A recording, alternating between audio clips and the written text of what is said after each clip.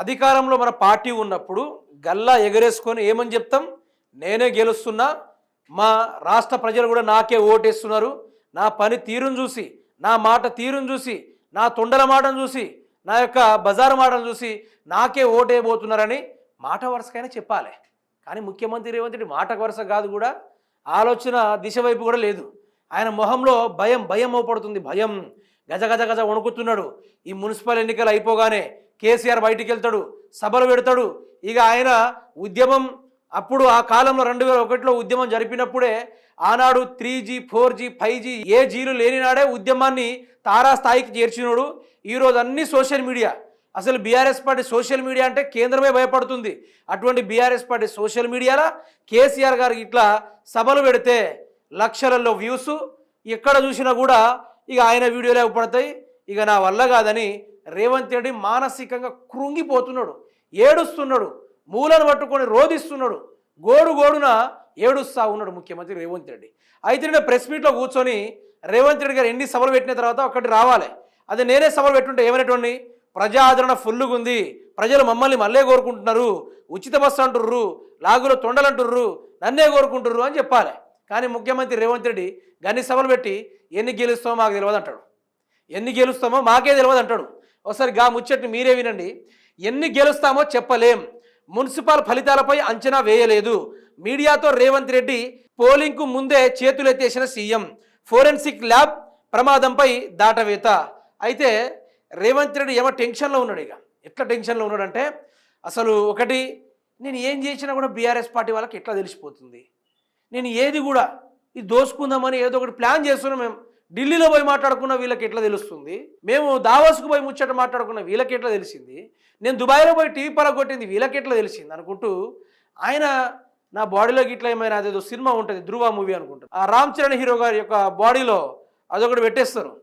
దాని ద్వారా వాళ్ళు ఏం మాట్లాడుకుంటారో ప్రతి ఒక్కటి వాళ్ళు వింటూ ఉంటారు. ఆ తీరుగా రేవంత్ రెడ్డి పరిస్థితి అయిపోయింది. ఇప్పుడు చేతులు ఎత్తేసిండు, ఎన్నికలు కాకముందు చేతులు ఎత్తేసిండు. ఇక నేను ఎన్ని గెలుస్తానో నాకే తెలియదు, మేము అంచనా వేయలేదు అంటాడు. వాళ్ళ అంచనా గెలిచే దాని మీద వేయరు, వాటాలు పంచుకునే దాని మీద వేస్తారు. వాళ్ళ అంచనా భూములు పంచుకునే కాడ వేసుకుంటారు, వాళ్ళ అంచనా భూములు కబ్జా చేసే కాడ వేసుకుంటారు, వాళ్ళ అంచనా యూనివర్సిటీ భూముల కాడ అంచనా వేసుకుంటారు, వాళ్ళ అంచనా ప్రభుత్వ పారిశ్రామిక ఇండస్ట్రియల్ ల్యాండ్స్ ఏవైతే ఉంటాయో వాటి మీద వాళ్ళు అంచనా వేస్తారు. ఇక ఏదైనా టెండర్లు గిండర్లు వచ్చినాయి అనుకోండి, వాటి మీద వాళ్ళు అంచనా వేస్తారు తప్ప వీళ్ళు ఉత్తపుణ్యానికి పుక్కటే వరాలు వీడు ఎక్కడ పెట్టుకోరు. వాళ్ళకంత టైం లేదు, చాలా బిజీ, వాటాలు పంచుకున్నట్లు బిజీ, వాటాని ఎక్కడ పంచుకోవాలో దానిపైన వీళ్ళు అవగాహన పెంచుకునే దాంట్లో కొంచెం బిజీ ఉంటారు వీళ్ళు అన్నమాట. ఎంతటి ముఖ్యమంత్రి అయినా ఈరోజు అధికారంలో కాంగ్రెస్ పార్టీ ఉన్నా, ఈరోజు అధికారంలో కాంగ్రెస్ పార్టీ సాగుతున్నా, ఈరోజు రూలింగ్ మొత్తం నడిపిస్తున్నా కూడా బిల్కుల్ నై చల్ రా కాంగ్రెస్కు నై చల్ రా, పూరా హవాయి बीआरएस पार्टी, गली गली में पूरा हवाई उड़ रहा, झंडा लहरा रहे, क्या कर रहे पूरा, जय बोलो तेलंगाना बोल के केसीआर को बोला रहे, फिर यही चल रहा पूरा तेलंगाना में. ఏమంటాడు రేవంత్ రెడ్డి, మొక్కను కూడా మొలవనియను, బీఆర్ఎస్ పార్టీ మొక్కను కూడా మొలవనియనంటాడు. మొక్కై మానంది మానై వంగుతుంది అంటాడు. ఆ తీరుగానే నువ్వు మానును కాదు, పెద్ద వృక్షాన్ని వంచుతాను చూస్తున్నావు, కానీ ఆ ఆకును కూడా గాలితోటి ఊపలేవు. అది రేవంత్ రెడ్డి తెలుసుకోవాలి, ముందు తెలుసుకోవాలి. ఈరోజు నీ నోటి పుణ్యమా అని, ఈరోజు నీ నోటి బూతులా అని, ఈరోజు బీఆర్ఎస్ పార్టీ మూలకున్న బీఆర్ఎస్ పార్టీ కాస్త ఈరోజు ధ్వజమంత స్తంభంలో వేసిందంటే మహానుభావుడు, అది తమరి దయ వల్లే, మీ దయ వల్లే. ఈరోజు ఎన్ని సభలు పెట్టిన వాళ్ళకంత రీచ్ రాలేదు, బట్ నా వల్ల కావట్లేదు, కేసీఆర్ వల్లే అవుతుంది, మేము కేసీఆర్ అంత మొగోళ్ళం కాదని పదే పదే స్టేజీల మీద ఎక్కి చెప్పుకున్నావు కదా. ప్రజలు కూడా ఒక రియలైజ్కి వచ్చారు, అవును కావచ్చు కేసీఆర్ అంత మొగోళ్ళు లేడు కావచ్చు అని బ్రహ్మాండంగా అందరూ ఈరోజు ఒక అవగాహన మీద వచ్చారు.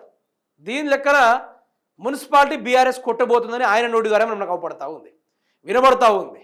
దెబ్బ కొట్టబోతున్నారు, గట్టిగానే కొట్టబోతున్నారు. అసలు దెబ్బ అదుర్సిగా, దాంట్లో తగ్గే ప్రసక్తే లేదు అన్నట్టుగా తేల్చి చెప్పేసి నువ్వు అంతే.